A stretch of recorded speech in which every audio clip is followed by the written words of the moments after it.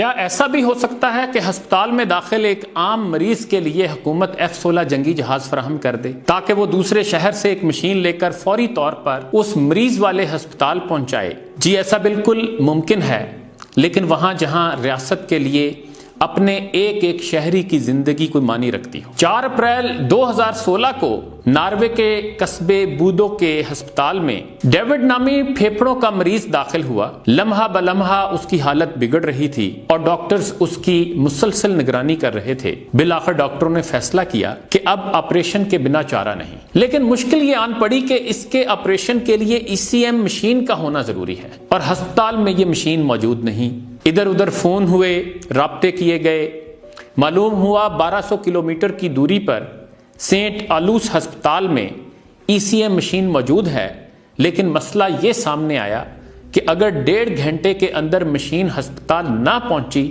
تو مریض کی جان جا سکتی ہے۔ بائی روڈ 1 دن لگ جاتا اور ہیلی کاپٹر کے ذریعے کئی گھنٹے۔ مریض کی حالت ایسی کہ کہیں شفٹ کرنا ناممکن۔ آخرکار صلاح مشورے کے بعد ڈاکٹروں نے وزارت دفاع سے رابطہ کیا۔ وزارت دفاع کے حکام کو بتایا گیا کہ اگر وہ یہ مشین سینٹ آلوس ہسپتال سے 1.5 گھنٹے میں بودو ہسپتال میں پہنچا دیں تو ایک شخص کی جان بچ سکتی ہے۔ وزارت دفاع نے فوراً ہاں کر دی اور نتیجہ یہ کہ F-16 طیارے کے ذریعے اگلے 45 منٹوں میں ECM مشین بودو ہسپتال پہنچا دی گئی۔ مریض کا آپریشن ہوا، آپریشن کامیاب ہوا، اس کی جان بچ گئی۔ اور یہاں یہ بات بھی ذہنوں میں رہے کہ نہ صرف اس تمام پروسیس پر مریض کا 1 روپیہ نہ لگا، بلکہ ہسپتال داخلے سے صحت یابی تک سب کچھ مفت تھا۔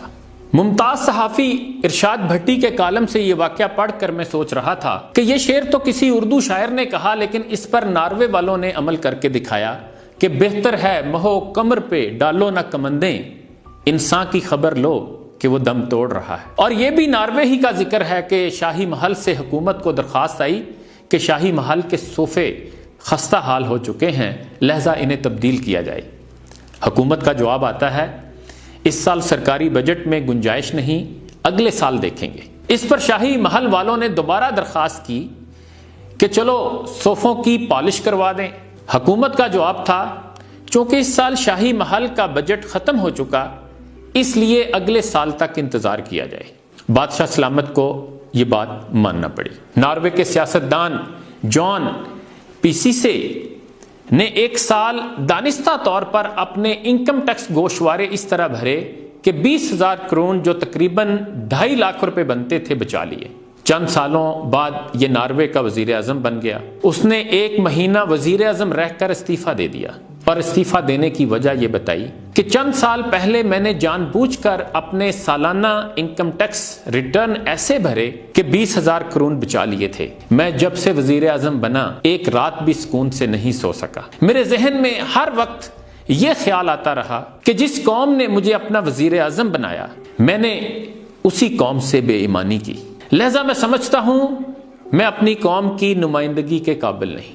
وزیر اعظم جان پیسیسے کا استعفیٰ منظور کر لیا گیا۔ یہ چند مثالیں ہیں ایسے معاشرے کی جو مردہ نہیں ہو چکے، جو زندہ ہیں، لیکن ہم ایسے بے حس، بے ایمان اور مردہ ضمیر ہو چکے ہیں کہ اب ہمیں ایسی مثالیں نہ تو کوئی شرم دلاتی ہیں اور نہ اپنے رویوں میں تبدیلی پر آمادہ کرتی۔ بس ہم ذہنی عیاشی کے لیے ایسی کہانیاں پڑھ لیتے یا موٹیویشنل سپیکرز کو سن کر سر کو دھن لیتے ہیں۔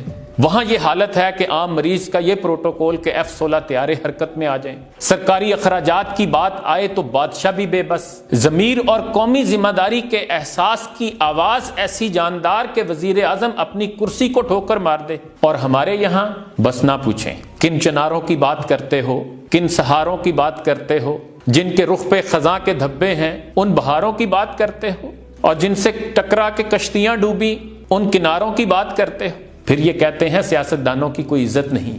اے خدا کے بندو، عزت ہوتی ہے با کرداروں کی، اصول پسندوں کی، سچ اور حق کے لیے کٹ مر جانے والوں کی۔